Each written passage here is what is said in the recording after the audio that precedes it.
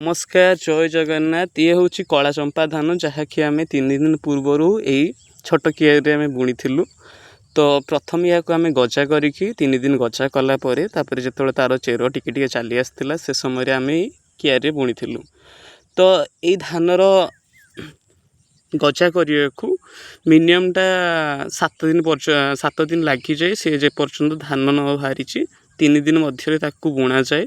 तो यार टाइमिंगटा हूँ 140 रु 150 दिन मध्य होता है। आउ यार मार्केट चाहिदा अच्छी जदि लोकल मार्केट रे आम दौचु ताहले ये रोचे 1500 रु 1800 किंतु जदि आम धान मंडी रे दौचु ताहले सी 2500 रु 3000 धान मंडी रे देवाई मिनिममटा बहुत धान दरकार होता है। तेणुक एटा को जदि आम अल्प मात्रा करछू ताहले आम लोकल मार्केट रे दबाकू चाहिबू।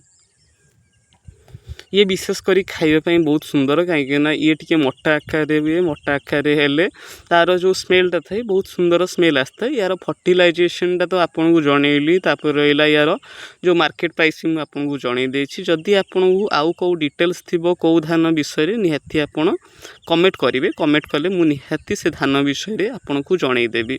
यही धानटी देखु कौ टाइप रे बाहरी जेहेतु वर्षा टिके होउथिला तो टिके जोटा कम बाहरी किंतु से आउ 2 दिन भितर से टोटाल बाहरी मुझे को आनिकी आपन को देखईदेवी।